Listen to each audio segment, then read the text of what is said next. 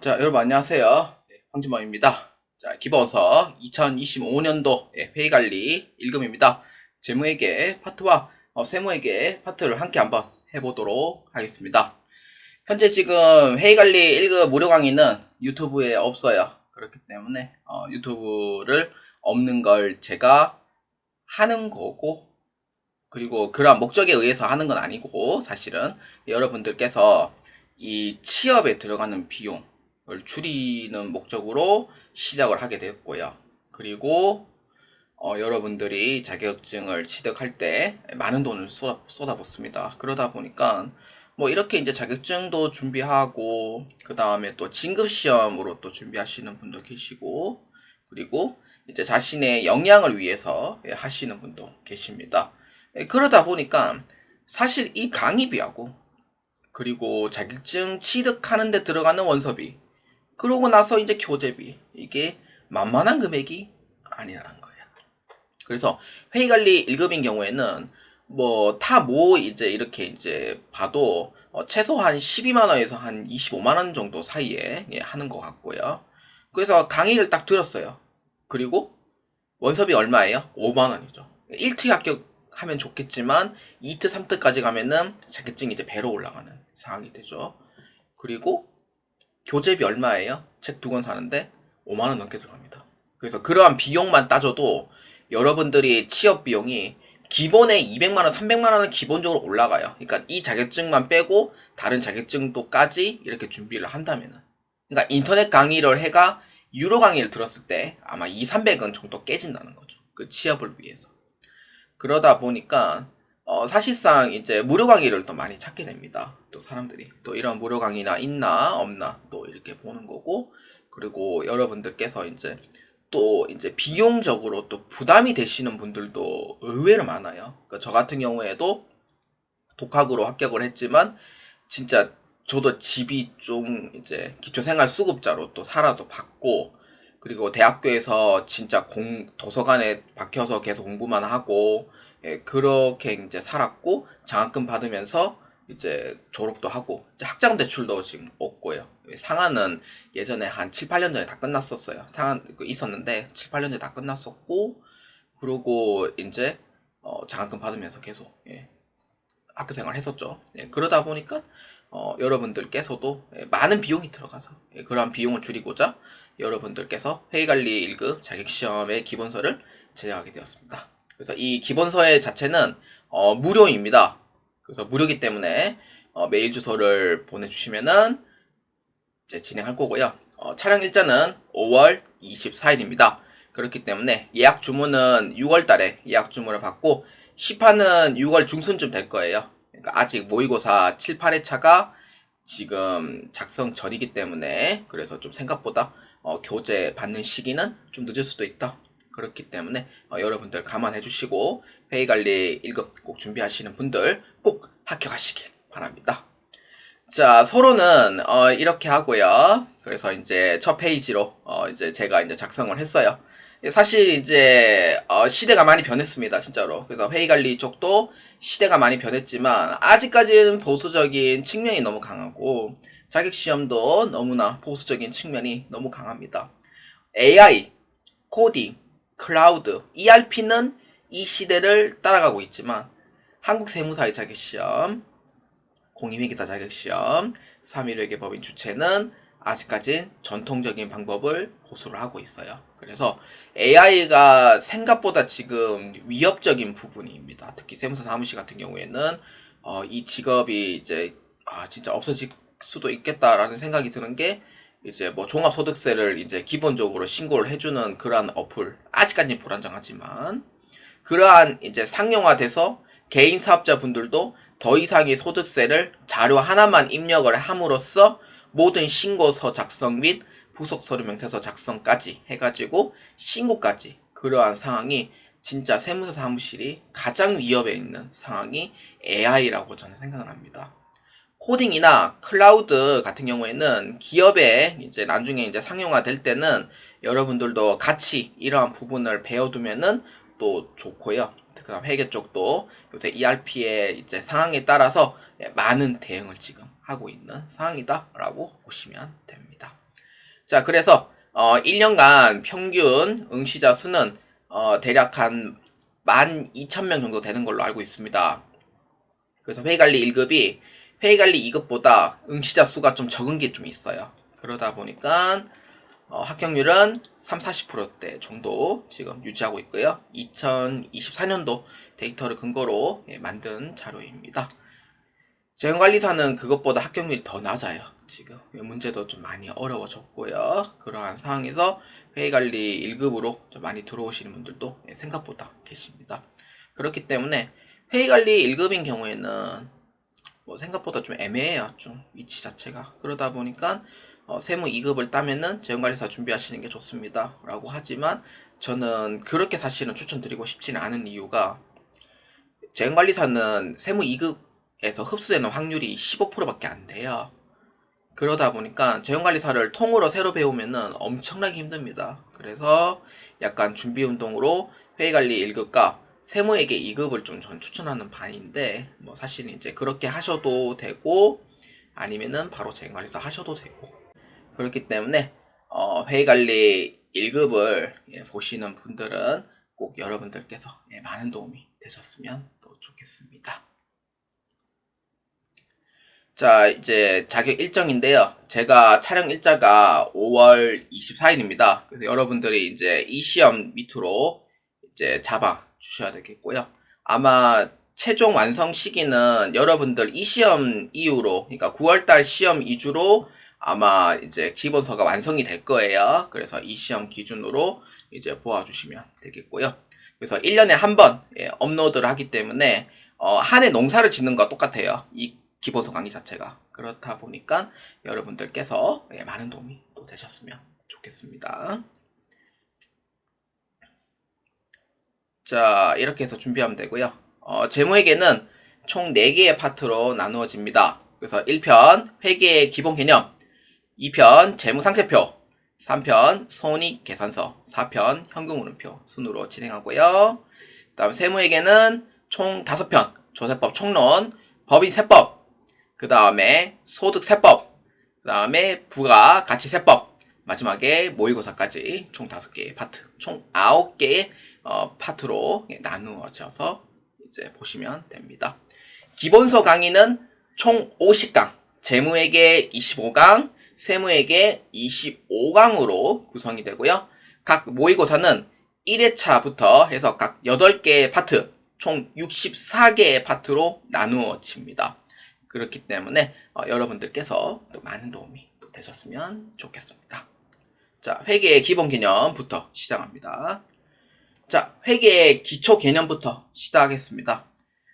회계관리 2급 책하고 거의 복붙이라 생각하면 되고요. 내용 자체가 다 포함되어 있기 때문에 회계관리 2급에서 공부하시는 분들은 회계관리 1급 책과 비교를 하면은 거의 복사 붙여넣기가 좀 많다고 보시면 되고 추가 내용은 제가 따로 추가 내용으로 작성을 했다라고 알려드리는 바입니다. 자, 회계의 기초 개념 중에 여러분들이 이 회계에 대해서 이걸 꼭 아셔야 될 필요가 있어요. 회계는 어떤 거냐면은 우리는 장부를 입력하는 쪽으로 생각하시면 돼요. 실제 이제 회계팀이 있으면은 이러한 거래가 있을 경우 이제 장부 입력을 하는 게 우리의 주 업무예요. 그래서 이러한 주 업무를 통해서 이제 12월 31일자 지나서 이제 어떻게 하냐면은 외부에다가 공표를 하게 됩니다. 그래서 누구한테 공포를 하냐? 뭐 투자자라든지 아니면은 채권자라든지 그 다음에 뭐 정부기관이라든지 내부적으로는 경영자에게 이렇게 이제 보여준다든지 그 다음에 주주들한테도 이제 또 사업 실적 보고를 해야 되거든요. 이제 그러한 보고를 한다든지 그러한 부분에 이제 합리적인 그러니까 회사의 자료를 보고 합리적인 의사결정을 할 수 있도록 도와주는 게 바로 여러분들의 역할, 이 회계의 정의다라고 보아주시면 되겠습니다. 그래서 우리의 주 업무는 장부 입력을 올바르게 하는 거, 우리의 주 임무고, 그 다음에 이제 그러한 이제 관리자분들이 12월 31일자 넘어서 결산 자료를 입력하고 그 다음에 그 결산 자료를 이제 해가 마무리함으로써 재무보고를 경영자에게 1차적으로 보고하고 그 다음에 그 경영자가 재무 승인 오케이 공시해 이렇게 이제 올라가면은 이제 회계 감사 받거든요. 감사에서까지 이것은 적합한 재무제표입니다 라는 보고와 함께 DAIT라는 홈페이지가 있습니다. 그 네이버 검색하면 나옵니다. 여기에 공시가 돼서 외부 공표하시는 이제 다시 할게요. 외부 공표함으로써 투자자, 채권자, 정보기관, 경영자, 주주한테 합리적인 의사결정을 하는 게 바로 이 회계정의다 라고 보시면 되겠습니다. 그래서 여러분들의 역할은 말단 직원부터 관리자까지 매우 중요한 역할이다 이렇게 보시면 됩니다. 그렇기 때문에 이 부분이 중요한 거예요. 그래서 회계는 이해관계자에게 외부에 공시함으로써 합리적인 의사결정을 할 수 있게 전달하는 과정이다. 이 부분이 여러분들에게 가장 중요한 내용이다 라고 보시면 됩니다. 그래서 이해관계자는 이제 외부에서 보는 외부 이해관계자와 회사 내부에 있는 내부 이해관계자로 구분이 됩니다. 그래서 외부에 공표하는 것을 뭐라? 재무제표라 부른다라고 얘기를 하고 있는 겁니다. 재무제표.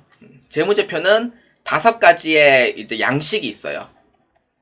자, 여러분들이 이걸 처음부터 이것을 외워야 된다 라고 얘기는 하지 않습니다. 왜냐? 처음부터 공부하시는 분들이 이 재무제표가 뭡니까? 라는 걸 설명을 아직 안 들었죠. 그래서 양식이 뭐냐? 라고만 설명을 드렸기 때문에 지금은 아실 필요가 없어요. 그러니까 나중에 자세하게 설명할 때 하나하나씩 알게 되니 이 5가지의 양식으로 외부에다가 보고를 하는구나 라는 부분만 이해해 주시면 돼요. 그래서 저는 이해 방식의 회계를 고수하고 있는 상황이고요. 저는 외우라는 얘기는 잘 안 합니다. 진짜 외워야 될 것만 외우라고 얘기를 할 거예요. 저는 이해하는 방식의 수업을 추구하는 사람입니다. 그래서 외우는 걸 잘 못해요, 저는. 그래서 어떤 거냐? 재무 상태표. 그 다음에 손익 계산서. 그 다음에 잉여금 처분 계산서가 아닌 자본 변동표. 그 다음에 현금 흐름표. 주석 이 5가지의 이 양식을 작성함으로써 어디에다가 외부에다가 보고하더라 이렇게 보면 돼요. 그래서 이러한 외부 보고를 외부에서 이제 보는 이해관계자들이 이제 의사결정을 할 거고 그 다음에 내부에 있는 경영자가 이 재무제표를 보고 이제 또 어떻게 해서 또 분석을 하고 그 다음에 앞으로 미래에 어떻게 해서 이 경영 전략을 세울 거냐 라는 얘기를 하게 될 거예요. 그렇기 때문에 이러한 게 회계 정의다 라고 지금 10분 넘게 지금 얘기를 하고 있는 상황입니다. 자, 그래서 외부의 이해관계자는 이 사람들이고요. 그 다음에 내부의 이해관계자는 이 사람들이구나 라고 얘기를 했습니다. 그렇기 때문에 꼭 이렇게 해서 처음부터 이해를 해주시면 되고 한 번에 이해하기는 매우 어렵다 라고 말씀해 드리고 싶어요. 그렇기 때문에 잘 이해가 안 되더라도 몇 번 돌려서 이제 보시는 분도 계시겠지만 꼭 이거를 오늘 안에 나는 다 이해해야 되겠다 라는 생각은 안 하시는 게 좋아요. 그렇기 때문에 이 모든 강의를 듣고 한 10분에서 15분 정도만 집중해서 복습해 주시면 됩니다. 그러면은 아마 내일 볼 때는 여러분들께서 좀 어느 정도 이해는 될 거예요. 자, 그래서 우리는 외부에 공표를 하는 이 재무회계에 대한 부분을 이제 설명을 했어요.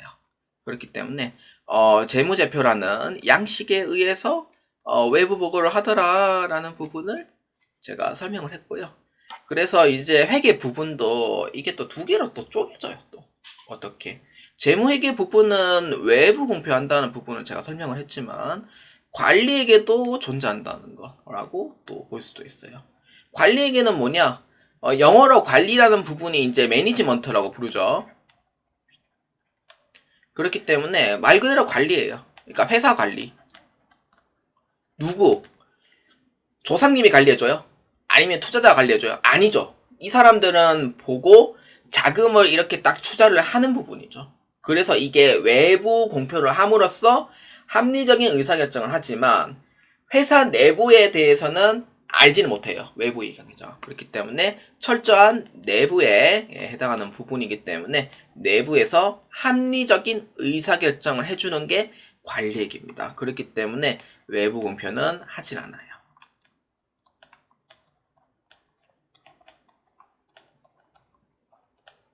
자, 이렇게.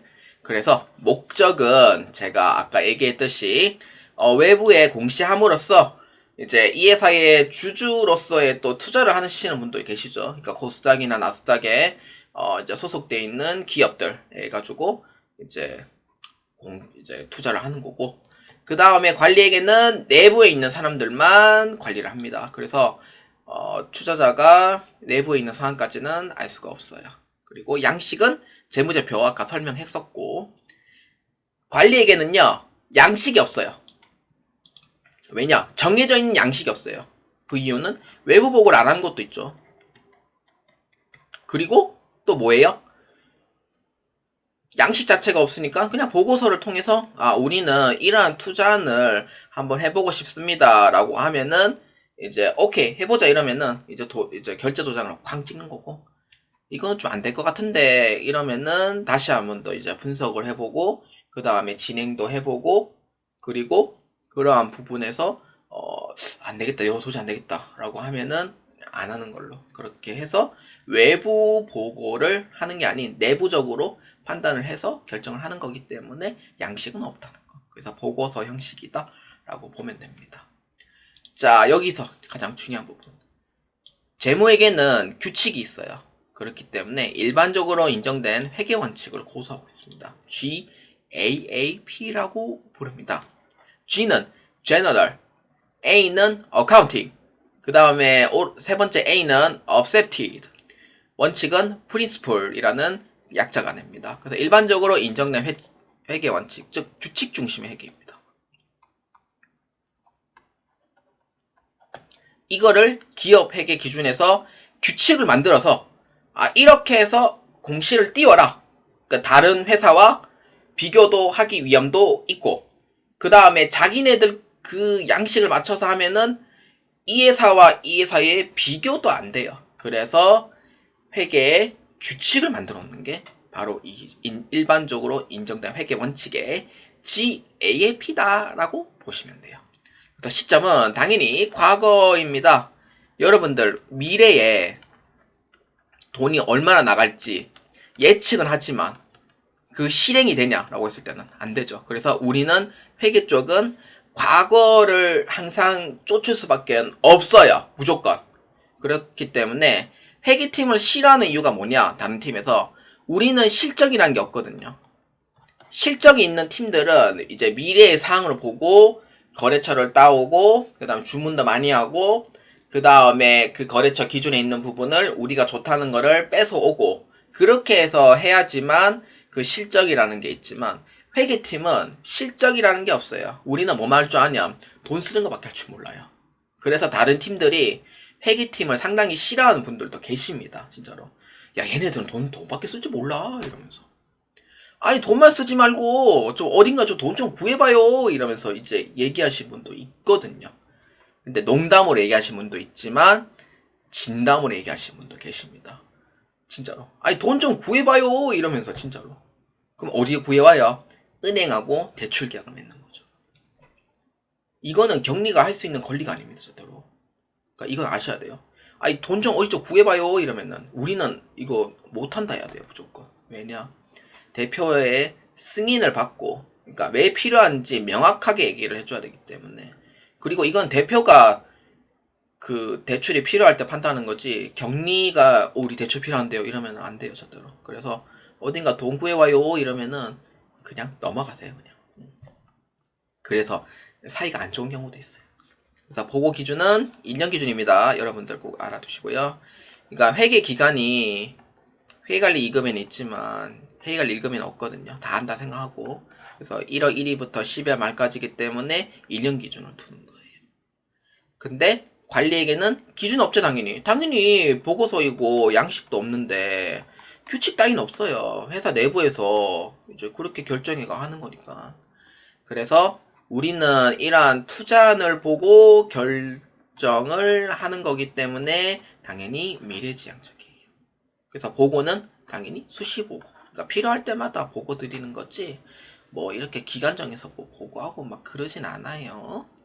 자, 그래서 이 재무회계와 이 관리회계는 여러분들이 한번 꼭 보아주시길 바라고요. 여러분들이 가장 중요한 이제 키워드는 뭐냐? 사실 이 재무제표가 중요한 부분도 있지만 사실 이 작성 기준이 상당히 중요합니다. 그 다음에 시점, 이 세 가지는 꼭 알아두시면 좋아요. 나머지는 이 보다 보면은 알게 되기 때문에 괜찮은데 양식과 작성 기준과 시점은 여러분들이 꼭 아셔야 될 필요는 있습니다. 자, 그 다음 두 번째 재무제표입니다. 재무제표 양식 아까 얘기를 했었죠. 자, 재무제표는 5가지입니다. 재무상태표, 손익계산서, 자본변동표, 현금 흐름표, 주석 5가지입니다. 그래서 재무상태표는 뭐냐? 이 세 가지 기억하셔야 돼요. 꼭. 재무상태표는 자산, 부채, 자본, 이 세 가지를 구성합니다. 이 세 가지는 꼭 아셔야 돼요. 뒤에서 또 설명할 거고요. 그 다음에 얘는 시점입니다. 시점. 그래서 이 부분을 많이 처음에 헷갈려 하세요. 시점. 이 시점은 뭐냐? 나중에 얘기하겠지만 회사는 1년만 하고 끝내는 게 아니에요. 그래서 계속기업의 가정에 의해서 항상 12월 31일 현재라는 그 시점을 설명하고 있는 거예요. 이해되시죠? 그래서 내년에도 이 재산을 이제 넘겨야 되고 부채도 넘겨야 되기 때문에 그래서 이거를 이제 2월하는 방식으로 진행을 하거든요. 그래서 기간을 해버리면은 리셋이 돼요. 그래서 기간으로 하지 않는 이유가 여기도 있고요. 계속 기업의 가정에 의해서 내년에도 이 회사를 운영해야 되니까 일정 시점으로 설명하고 있다라고 보아주시면 됩니다. 이 외우라는 거 아니에요. 그래서 시점과 기간만 조심하시면 되고요. 손익계산서는 이 두 가지를 꼭 아셔야 돼요. 수익, 비용. 이제 회사에 이제 경영을 하는 거죠. 회사를 이제 경영하면서 이제 이러한 운영 실적을 나타내는 부분이 이제 일정 기간을 뜻합니다. 그러니까 1년간의 운영 실적. 이렇게 이제 모아주시면 돼요. 이게 바로 손익계산서. 자본 변동표는 자본이라는 것 자체가 순재산을 뜻합니다. 자, 순재산은 자산에서 부채를 뺀 나머지 이제 재산이 순재산을 뜻해요. 그러니까 이거인 거죠. 예를 들어서 제가 이제 아산에 사니까 아산에 더샵이라고 이렇게 이제 해요. 그러니까 음봉에 더샵이라고 있어요. 근데 여기가 공시지가가 시가가 4억 정도 해요. 근데 4억인데 4억이면 자산이잖아요. 그러면은 은행에 대출해 놓은 게 있을 거예요. 뭐 연끌 해가지고 뭐 한 3억 2천 정도 했더라 이렇게. 그러면 뭐예요? 나머지 8천만 남죠. 그렇죠. 이게 바로 순재산에 해당하는 자본이더라 이렇게 보면 돼요. 그래서 이러한 순재산을 이제 나타내는 표가 자본 변동표입니다. 그래서 일정 기간에 자본의 변동을 나타내는 거예요. 그러니까 1년간의 자본을 올라갔냐 내려갔냐 그거를 이제 보는 표라고 보시면 돼요. 현금 흐름표는 이제 1년 동안에 현금에 돈이 들어왔고 돈이 나갔고 이거를 나타내는 표예요. 그래서 현금 흐름표고 1년간에 그 돈이 들어오고 나간 거고요. 그 다음 주석은 그냥 부연 설명을 해주는 거라고 보아주시면 돼요. 그래서 밑에다 설명을 했으니까 하나씩 다 또 해보도록 할게요. 자, 부연 설명이라고 보시면 돼요. 그래서 재무제표는 숫자로만 표기되다 보니까 사실 이 내용이 어떤 내용인지 사실 좀 궁금해하는 경우가 있어요. 그래서 이러한 부분에 부연 설명을 해주는 게 이 주석이더라 라고 보시면 됩니다. 자, 그래서 재무보고의 이제 목적 아까 얘기했었죠. 읽어보시면 되고요. 재무보고의 가장 핵심적인 수단은 재무제표라고 보면 되고요. 재무제표의 범위는 재무상태표, 손익계산서, 현금흐름표, 자금변동표, 주석으로 구성한다. 이 5가지 알아두시면 됩니다. 그래서 아까 처음에 얘기했듯이 이해하는 방식으로 넘어가고 이거를 오늘 안에 꼭 외워야지 라고 생각하실 필요는 없어요. 왜냐? 내일 되면 잊어버리거든요. 그래서 이제 계속해서 또 보게 될 거니까 여러분들 꼭 복습은 꼭 해주시길 바랍니다. 자, 여기서 이제 또 중요한 내용이 있어요. 재무제표의 작성 책임은 누구냐? 이거에 대해서 또 아셔야 돼요. 재무제표의 작성 책임은요, 세무 2급에서 출제되고요. 세무 1급에는 출제가 잘 안 돼요. 특히 세무 2급에 많이 출제가 됩니다. 전산 세무 2급에서. 그 다음에 회계관리 1급하고 회계관리 2급에서는 사실상 잘 출제되지 않은 내용인데 알고 계셔야 돼요. 이거는 작성 책임이 누구냐 그래서 물어볼 수도 있죠. 그렇기 때문에 재무제표의 작성 책임은 누구예요? 그렇죠. 경영자 또는 경영진입니다.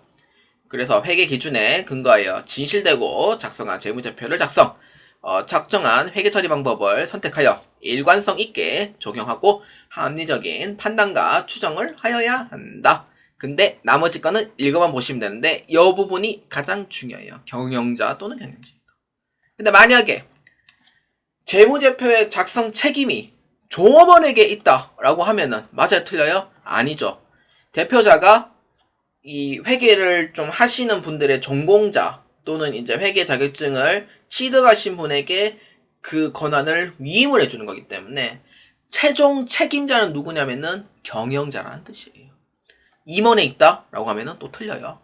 그래서 경영자라고 해야 맞다 이렇게 보아주시면 돼요. 그래서 경영진이라고 해도 맞아요. 누구? 대표이사죠.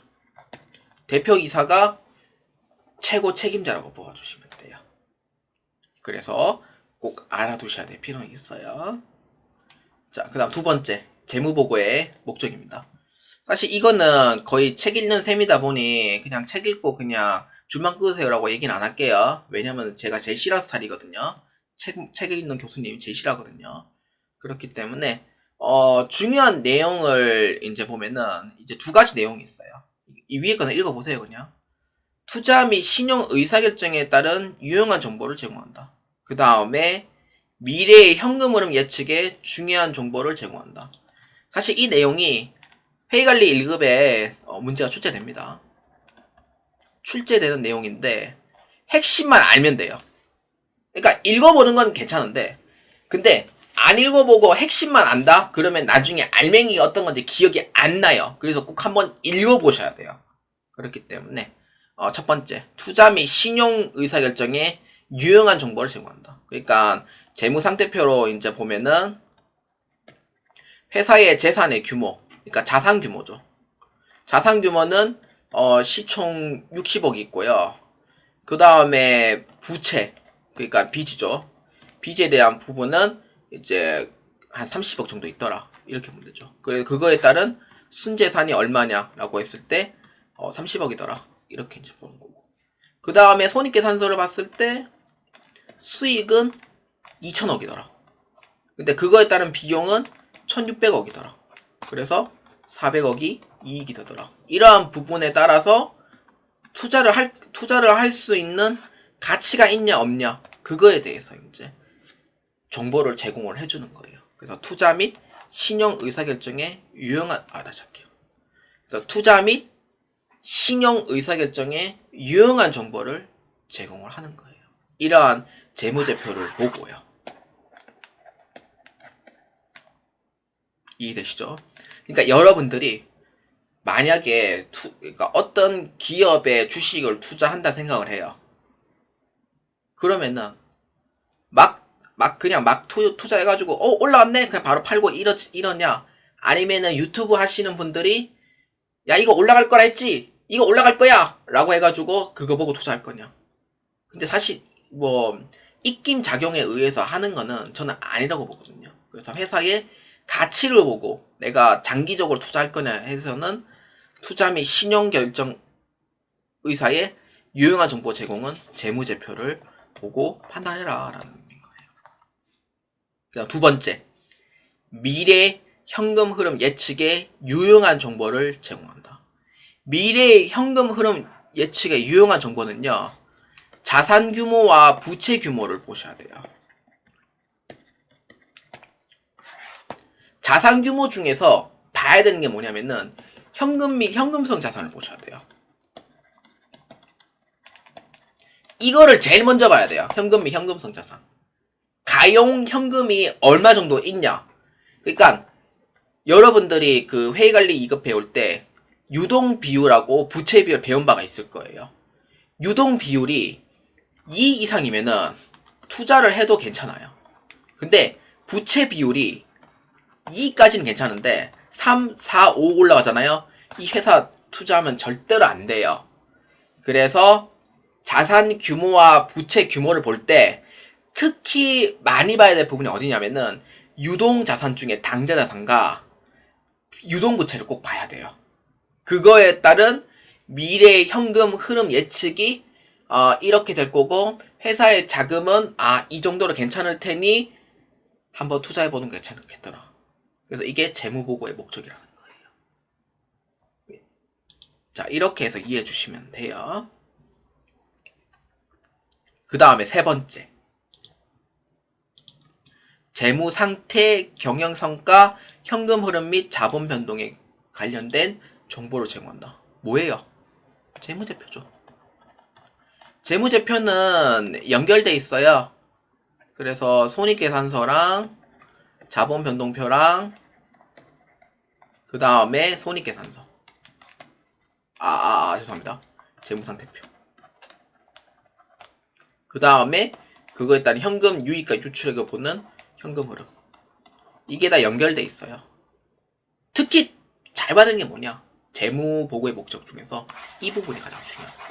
현금 흐름. 이 부분이요. 그래서 이러한 정보를 제공을 꼭 해줘야 됩니다. 현금 흐름표가 정말 중요해요. 그래서 재무 상태, 경영성과, 현금 흐름, 자금 변동. 뭐에 대한 설명? 재무제표에 대한 설명인 거예요. 그러니까 외우지 마세요, 절대로. 그러니까 이해를 하세요, 이해를. 이해를 하시면은 재무제표에 대해서, 양식에 대해서 어떤 건지 알면은 재무보고를 목적으로 할 때 내가 투자자라고 생각하고 이해를 하시면 돼요. 그러면은 이해가 빨라요. 그러니까 내용이 생각이 안 나더라도 어떠한 흐름인지까지는 이해가 된단 말이에요. 그러고 나서 외워도 돼요. 이해되시죠? 그래서 이렇다라고 보면 되고, 마지막, 회사의 재무보고 책임 누구예요? 그렇죠, 경영자죠. 경영자의 수탁 책임 평가에 유용한 정보를 제공을 하는 거예요. 경영자의 수탁 책임. 이해되시죠? 그래서 재무보고의 책임은 누구예요? 경영자 또는 경영진이죠. 경영자의 수탁 책임 평가에 대한 유용한 정보의 제공. 이게 재무보고의 목적이다라고 보시면 돼요. 자, 그러면은 한번 복수해 볼까요? 첫 번째, 투자 및 신용 의사결정에 유용한 정보를 제공한다. 이 뜻은 뭐예요? 투자자의 입장을 봤을 때 자산의 규모, 그 다음에 부채의 규모를 보면서, 그 다음에 단기 순이익 규모도 보면서 내가 이 회사에 투자를 할 용의가 있냐, 투자할 가치가 있냐, 그거에 따른 정보를 제공을 해주는 재무제표. 첫 번째. 두 번째는 미래의 현금 흐름 예측에 유용한 정보 제공은 뭐예요? 현금에 따른 유동 자산 중에 당좌 자산을 꼭 보시고, 그 다음에 유동 부채를 봤을 때 재무보고의 그러한 분석, 재무 분석을 할 때 유동 규모, 그 다음에 부채 규모, 이 두 가지를 이제 보면서 분석을 할 수 있는 정보를 제공을 해라 라는 게 미래 현금 예측에 유용한 정보. 세 번째는 재무제표에 대한 정보 제공. 세 번째 가장 중요한 게 뭐냐면은 현금 흐름표예요. 물론 자금이 가장 중요한 부분입니다. 그 자금이 유용함으로써 다른데 어떤 투자를 할 거냐, 그 투자에 대한 가치는 과연 있을까라는 부분을 정보를 다 제공을 해줘야 되고, 하나 빠진 게 있죠. 제가 그 설명에서. 뭐예요? 현금 흐름보다 더 중요한 게 있어요. 뭐냐면은 주석입니다. 여러분들 만약에 주식 투자를 할 거다라고 할 때 그 재무제표를 볼 때 반드시 읽어낼 게 있어요. 뭐냐? 주석입니다. 주석이 세 번째에서 그 정보 중에서 가장 중요한 내용 중 현금 흐름보다 더 중요해요. 주석. 그러니까 미래안을 보고 투자하겠다라는 분들은 주석을 꼭 읽어보셔야 됩니다. 그 다음 네 번째, 경영자의 수탁 책임 평가입니다. 재무제표 작성 책임은 경영자에게 있다고 했죠. 경영자의 수탁 책임 평가. 그러니까 재무제표를 규칙성 있게 잘 적었냐, 뭐 그러한 부분에 따른 정보를 제공하는 네 가지의 재무 보고 목적이다라고 보시면 되겠습니다. 그래서 내용은 한번 읽어보세요. 읽어보시고, 근데 재무제표를 이제 관련 지으면서 이해를 하려고 하세요. 무조건. 경영은요, 경영의 언어는 회계입니다. 미생에서 그렇게 얘기를 했죠. 회계는 기업의 언어라고 부릅니다. 그렇기 때문에 우리 이 재무제표를 보고 어떠한 목적에서 제공을 하냐, 그거를 생각을 하시면서 이해를 하시는 게 가장 좋아요. 근데 그래도 이해가 안 된다 라고 하면은 뭐 유튜브라든지 검색하면 또 나오니까 그렇게 해서 한번 생각을 해주시면 돼요. 이해되시죠? 잘 모르겠으면 또 언제든지 또 질문하셔도 돼요. 자, 그 다음 세 번째, 국제 회계 기준 IFRS입니다. IFRS는 본래 회계관리 1급에서는 언급이 안 돼요. 사실 이거에 통해서 뭐 회계 처리에 대한 문제는 출제되진 않는데 기본 개념만 출제가 돼요.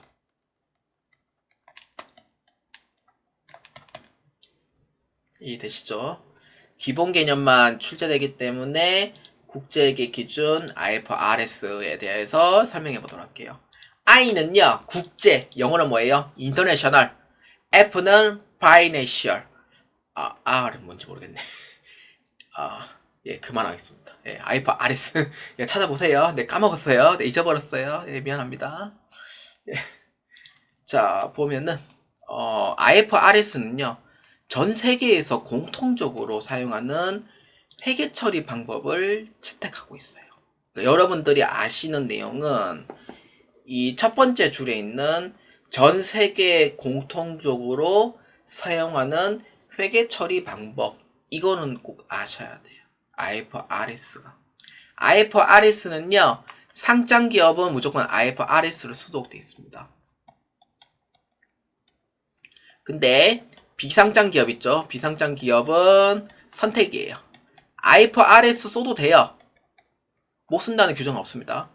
근데 기업의 기준에 따른 GAAP도 허용이 됩니다. 그래서 둘 중에 하나 선택하시면 돼요. 상장 기업은 무조건 IFRS 필수입니다. 그래서 그래서 이렇게 이제 보면 되고, 나머지는 그냥 읽어만 보시면 돼요. 어차피 어제 KSP 보고 그냥 근거로 한 거니까 이래 보시면 되고, 그래서 전 세계적으로 공통적으로 쓰는 회계 처리 방법이다 라고 보시면 돼요. 자, 그래서 우리는 이 부분 있잖아요. 국제회계 기준의 특징, 이 부분을 여러분들이 꼭 아셔야 돼요. 회계관리 1급에 문제 1번에서 좀 몇 번 출제가 된 바가 있죠. 자, 첫 번째입니다. 원칙 중심의 회계입니다. 자, 이거는 나중에 회계의 질적 특성에 대해서 제가 설명을 할 거예요.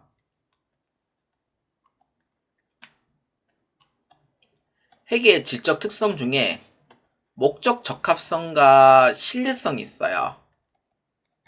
근데 이 두 가지의 차이점이 뭐냐면은 그 약간 현실적으로 반영을 하는 게 목적 적합성이고, 약간 옛날 방식을 계속 그대 놔두는 걸 신뢰성이라고 불러요. 그래서 IFRS가 약간 목적 적합성 성격이 좀 강해요. 그래서 원칙 중심의 회계를 목적 적합성과 같이 생각해 주셔도 무방을 할 겁니다. 그래서 이 내용을 읽어보면은 다음과 같아요.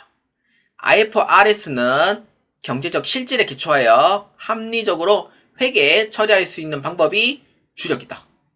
그러니까 신뢰성은요, 과거에 그냥 한번 취득한 거를 10년이고 20년이고 지나서 그냥 놔두는 거예요. 근데 IFRS는요, 시세가 계속 바뀌잖아요. 특히 부동산인 경우에는. 그거에 따른 현실적으로 반영을 해라. 그러니까 MBTI 중에서 S형이라 생각하시면 돼요. S. 그러니까 약간 현실주의형. 그러니까 그런 쪽으로 해서 주력을 잡는 거예요. 그러니까 1년 동안 시세가 바뀌니 그거에 따른 가치를 반영해라. 라는 게 원칙 중심의 회계를 고수하고 있고요. 그래서 자, 이러한 표시 방법의 다양성을 인정하고 있다라는 게 원칙 중심의 회계입니다. 근데 GAAP는 규칙 중심 회계를 적용하고 있고요. 그래서 대체로 이제 약간 보수적인 부분에 신뢰성을 약간 좀 강조시하고 있어요. 물론 목적적 합성을 안 쓰는 건 아닌데 약간 신뢰성 쪽이 좀 강한 것 같아요. 제가 경험상 봤을 때는. 그래서 이러한 부분을 잘 기억해 주시고요. 그래서 IFRS는 원칙 중심의 이제 회계, 즉 시가를 매년 반영을 하는 뭐 그러한 방식이고, 그 다음에 규칙 중심의 회계는 약간 보수적으로 보아주시면 된다라는 의미예요. 그 다음에 두 번째, 연결 재무제표 중심의 회계 기준입니다. 연결 재무제표는 그 회사에 관련되어 있는 회사 부분도 같이 연결을 해서 하나의 재무제표를 바꾸는 거예요.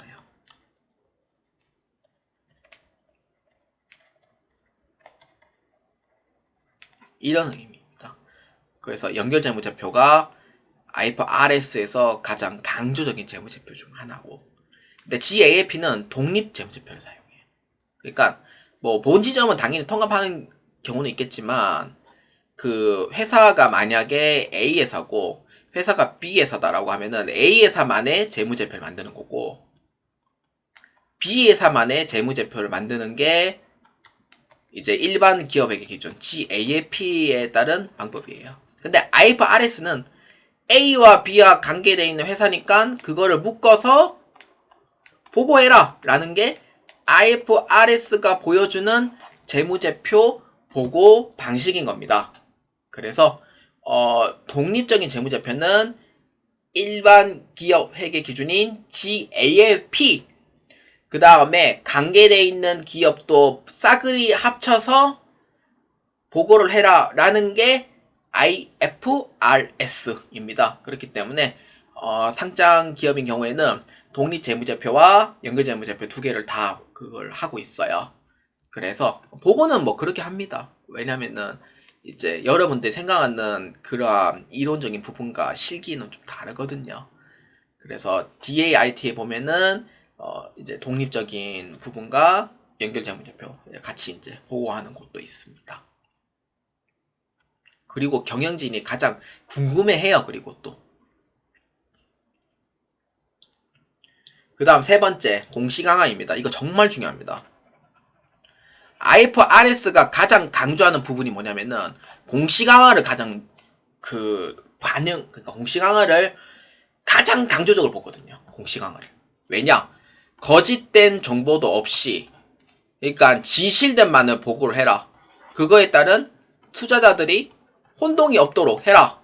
라는 의미를 담고 있어요. IFRS는. 그래서 이제 읽어보면은 밑에 줄에 IFRS는 국가 및 법률 제도에 따른 차이와 기업의 상황을 반영할 수 있도록 최소한의 적용되어야 하며 그러한 지점을 규정하고 공시하고 있다. 그러니까 전 세계가 쓰는 IFRS니까 그거에 따른 거짓된 사항이 아니에요. 그러니까 그거에 따른 자기가 유리한 사항이 아니에요.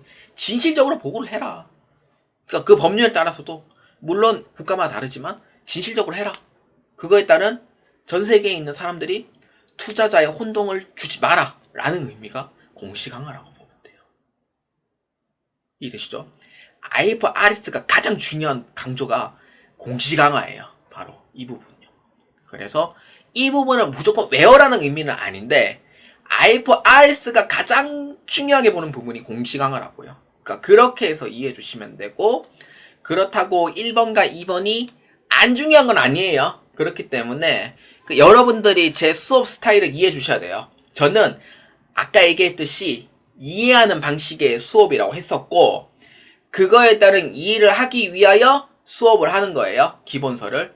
그러니까 수업용인 거는 맞는데 외워란 얘기가 보다 이해하기 쉽게 잘 적용을 해서 시험과 함께 기출 연습을 하시면은 더더욱 좋다라고 말씀을 드리고 싶은 겁니다.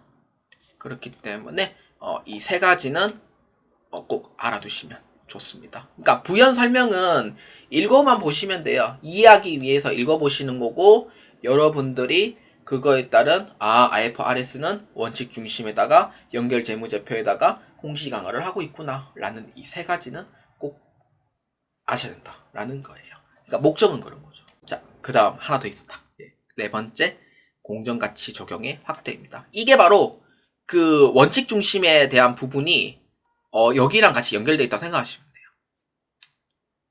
공정가치 적용 확대는 아까 얘기했듯이, 아까 제가 부동산의 예를 들어 설명했잖아요. 토지가 예를 들어서 내가 갖고 있는 곳이 서울특별시 뭐 송파구 송파동이라고 이제 뭐 이렇게 얘기를 할게요. 예를 들어서 이게 한 평당 6천만 원인 거예요. 비싸죠. 그리고 건물은 같은 건물을 내가 갖고 있는 거예요. 5층짜리 건물이. 그래서 이거를 내가 취득하는 금액이 얼마냐면은 당시에 2004년도에 취득을 했으니까 40억 주고 취득을 했는데, 그러면은 GAFP 같은 경우에는 어떻게 돼요? 취득 당시 토지가 뭐 6천만 원이라 칩시다. 그 다음에 건물은 내가 40억 주고 매입을 한 거예요. 이렇게 해서 회계 처리가 되어 있겠죠. 2004년도에. 그리고 2025년이 돼요. 자, 이 부분에 대한 가치 변동이 있어요, 없어요? 있으면 처리하겠죠. 근데 GAFP는 약간 목적 적합성보다는 신뢰성을 중요시 보거든요. 그래서 가치 변동이 일어나질 않아요. 그래서 내가 취득 당시에 6천만 원과 건물의 40억이 2004년도부터 2025년도까지 그대로 적용이 되는 거예요. 이게 바로 GAFP가 원하는 규칙 중심의 회계입니다. 신뢰성을 목적으로 한 거고, 그래서 이러한 부분에 현실 반영이 안 돼 있는 거잖아요.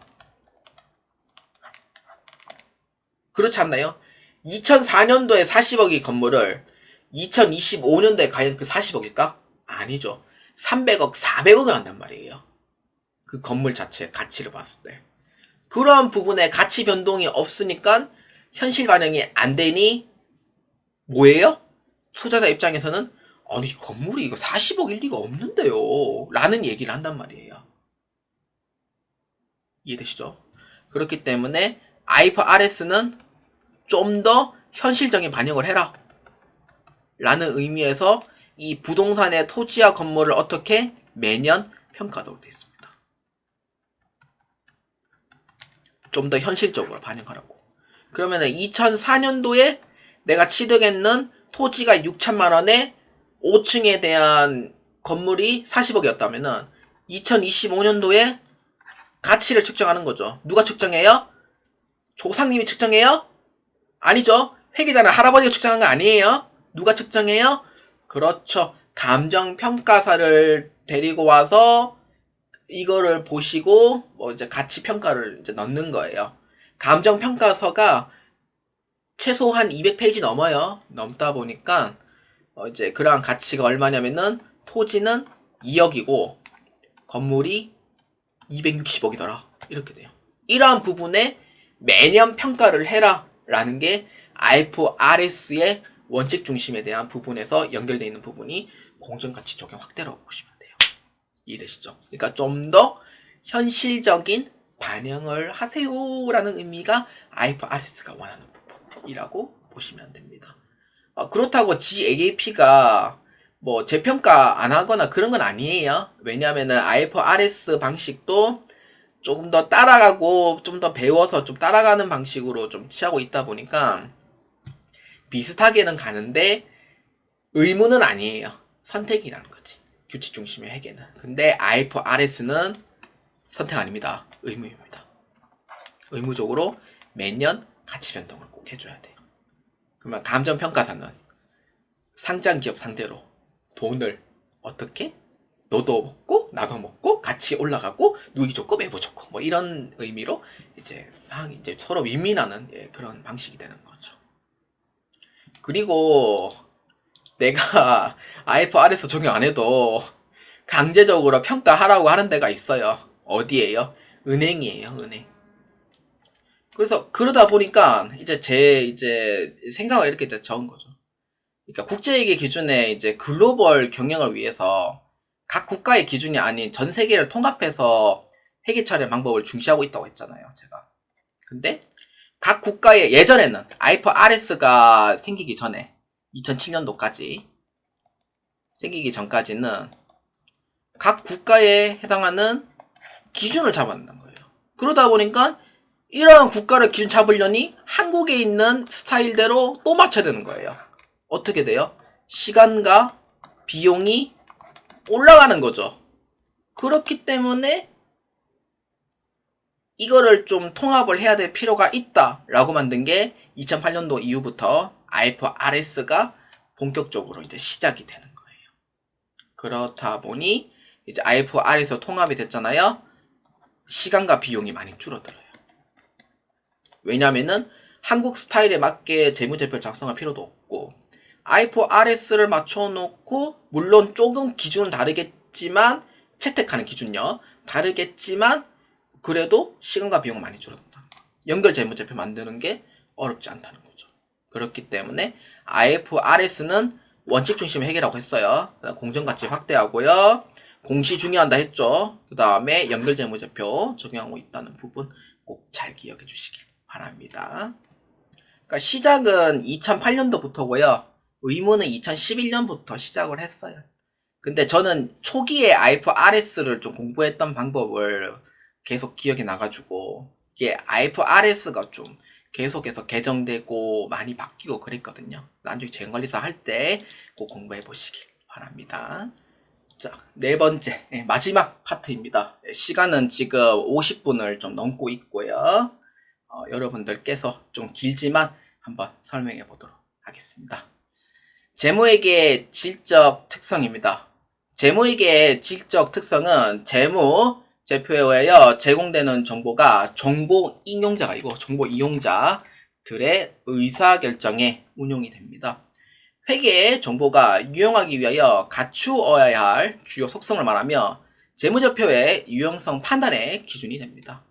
그러니까 여러분들이 이 질적 특성은 사실상 중요하진 않아요. 실무에서는. 그런데 어떤 이제 보고를 할 때 그러한 관점이 좀 다르게 좀 해석이 되는 게 좀 있지 않나라는 생각을 하는데 실제 이제 저도 학원에 있을 때는 목적 적합성과 신뢰성을 많이 설명을 안 했어요. 그렇게. 왜냐하면 그렇게 안 중요하거든요, 사실. 근데 재무제표에서 이제 보는 관점이 이게 좀 사람들마다 좀 다른 것 같더라고요. 그래서 하나하나씩 한번 설명해 볼게요. 여러분들 이거 꼭 알아두세요. 목적 적합성의 하부 속성, 신뢰성의 하부 속성 꼭 알아두셔야 돼요. 자, 목적 적합성입니다. 목적 적합성은요, 약간 좀 수시반영이라고 생각하시면 돼요. 그러니까 그 목적에 맞게 이제 하는 게 이제 목적 적합성이고, 약간 좀 공시 강화를 목적으로 하는 부분도 있고, 그 다음에 원칙 중심 쪽으로 보여주신 것도 있고, 약간 현실 반영. 이러한 부분이 있어요. 약간 도태되지 않는 그런 쪽으로 좀 저는 생각을 하고 있고요. 그렇기 때문에, 읽어보면은 다음과 같습니다. 그래서 목적 적합성은 기업 실체, 과거, 현재 또는 미래의 사건 결과에 대해서 예측을 하는 거예요. 그러니까 미래를 예측을 하는 거죠. 원래 재무제표는 과거 지향적이지만 입력하는 거는 과거 지향적이지만 재무제표를 보고 앞으로의 미래를 예측을 하는 거예요.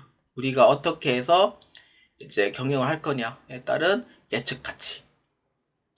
그 다음에 그러한 기계치를 확인 또는 추정할 수 있게 하는 내 과거를 돌아보는 그러한 부분에 이제 다시 돌아보는 피드백 가치. 그다음 의사결정의 차이를 가져올 수 있는 정도로 보는 게 목적 적합성이라고 보시면 돼요. 그래서 약간 공시강화, 원칙 중심, 현실 반영 이런 세 가지를 저는 생각하고 있어요. 근데 이 내용은 사람들마다 해석이 좀 달라요. 근데 저는 이게 개인적 가치를 생각했을 때는 이렇지 않았을까라는 생각을 합니다. 그래서 예측 가치는 말 그대로 미래 쪽으로 보아주시면 돼요. 이 재무제표를 보고 미래에 어떻게 행동을 할 거냐에 따른 부분. 피드백 가치는 과거에 있는 사항을 보고 다시 그거를 되돌려 봄으로써 앞으로 어떻게 할 거냐. 그거에 따른 목적 적합성에 대한 예측 가치와 피드백 가치에 대한 설명이다 보시면 돼요. 그래서 이러한 부분에 의사결정에 미칠 수 있는 능력이라고 보면 되고, 그래서 이거는 한 번씩 읽어보시면 됩니다. 근데 저는 가장 중요한 부분은 이 부분, 적식성입니다. 적식성은요, 여러분들 실무에서도 통합니다. 적식성은 재무보고를 예를 들어 설명하자면은, 재무보고는 1년에 한 번을 보고하는 게 원칙이에요. 근데 주주의 입장에서는 매월 손익이 얼마 있는지도 궁금해하고, 그 다음에 분기에 대한 손익이 얼마 있는지, 그러니까 중간 보고를 좀 해달라는 부분이 요구가 좀 많아요. 그래서 그러한 부분의 궁금증을 해소하기 위하여 회사 기업 입장에서도 상당히 중요해요. 분기 보고, 반기 보고라는 게. 그래서 그러한 부분을 적시에 반영을 하는 게 이게 바로 적시성이라고 부릅니다. 적시성이 낮아지면은요, 신뢰성은 올라가는데, 근데 대신 주주님들의 미움을 많이 받는 거죠. 그래서 적시성은 단기 보고, 월별 보고, 분기 보고 이렇게 해서 많이 보고를 합니다. 그래서 적시성은 재무정보 이용자에게 유용하기 위해서는 그 정보가 의사결정을 반영할 수 있도록 어떻게? 적시에 제공을 해라 라는 거예요. 어떻게? 분기마다 보고한다든지, 반기마다 보고한다든지, 월별마다 보고한다든지, 주주님들의 궁금증을 해소시켜서 보고를 해라 라는 의미인 거예요. 그리고 이 적시성은 경영자에게도 상당한 영향을 미칩니다. 그래서 적시성은 여러분들 꼭 아셔야 되는 필요가 있습니다. 그래서 제때제때 보고 안 하면은 그 목적 적합성 다 날아가요. 자, 그 다음 신뢰성입니다. 신뢰성은 약간 좀 보수적인 부분이라고 생각하시면 돼요. 그러니까 약간 변화를 주는 게 좀 약간 좀 싫어해요. 약간 그런 쪽이 좀 강해요. 그래서 세 가지가 있어요. 뭐예요? 표현의 충실성. 재무정보가 신뢰성을 갖기 위해서는 자산과 부채에 대한 변동을 충실하게 표현한다. 자, 검증 가능성. 말 그대로 검증을 해야 한다는 거죠. 예를 들어서 어떻게? 현금으로 구입한 자산의 취득 원가는 검증 가능성이 높다. 이거만 보세요. 그 다음 중립성. 이거 중요합니다. 적식성만큼 또 중요한 게 또 중립성이에요. 중립성은요, 한쪽으로 기울어지면 안 돼요. 무조건 회계하는 사람들은 중립성을 유지를 해주셔야 돼요. 회계하시는 분들요. 그러니까 장부를 입력할 때 어느 한쪽을 몰빵해주고 그러한 행동은 하면 안 돼요. 의사결정에 영향을 미친단 말이에요. 그렇기 때문에 반드시 중립을 유지를 하면서 재무제표를 보고를 해라 라는 의미예요. 그러니까 좌우로 해서 한쪽으로 몰아넣지 마라 라는 의미가 되는 거예요. 이해되시죠? 그래서 신뢰성은 약간 변화를 안 주는 쪽으로 보시는 게 좀 더 강해요. 그래서 밑에 이제 보면은 이렇게 돼 있죠. 신뢰성은 취득 당시 금액을 변동 없이 그대로 놔두거나 그 정보를 변함없이 그대로 제공하는 경우 신뢰성이 올라갑니다. 그거에 따른 응용 문제가 회의관리 1급에서 출제가 되고 있습니다. 그렇기 때문에 기출 연습을 통해서 한번 꼭 확인해 보시고 기본서와 한번 대조를 해 보시길 바랍니다. 자, 세 번째. 이 부분도 중요합니다. 목적 적합성과 신뢰성의 상충 관계예요. 얘는 물과 기름이에요.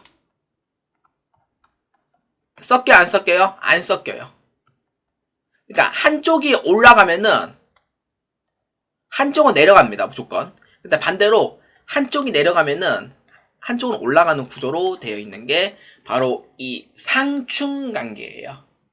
그래서 목적 적합성이 올라가면은 신뢰성은 내려가는 거고, 목적 적합성이 내려가면은 신뢰성은 올라가는 상황이라고 보시면 돼요.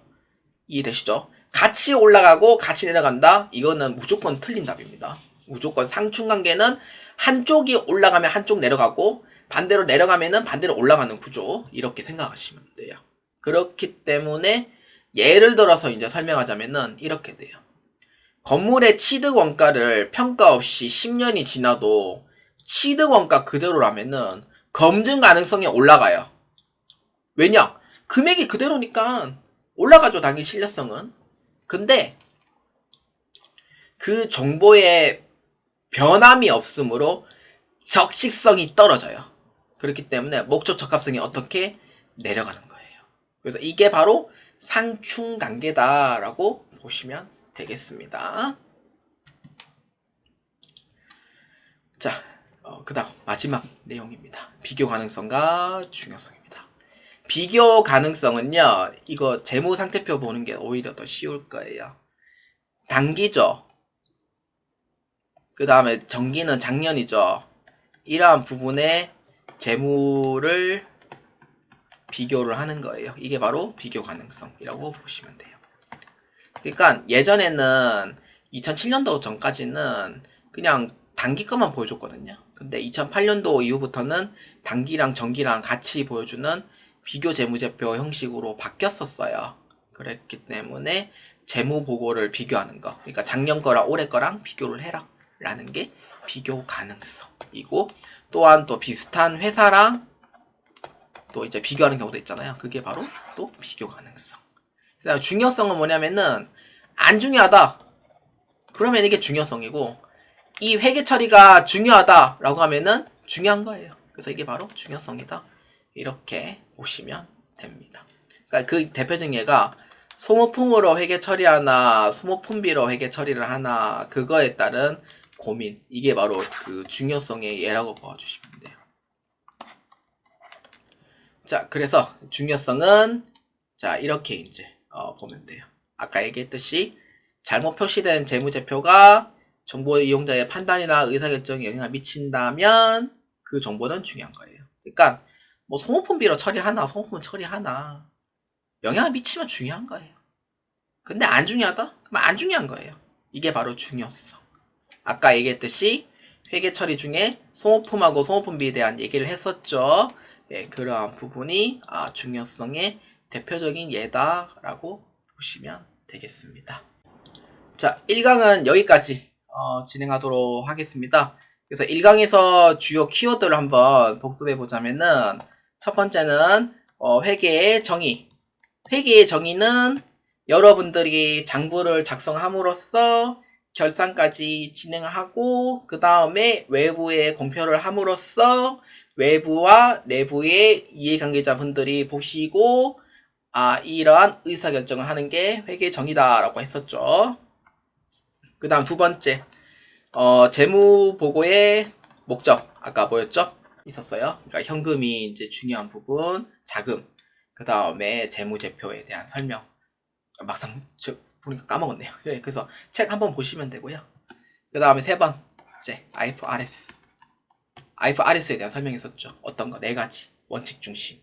그 다음 공시 강화. 그 다음에 뭐예요? 연결 재무제표. 마지막은 뭐예요? 그렇죠.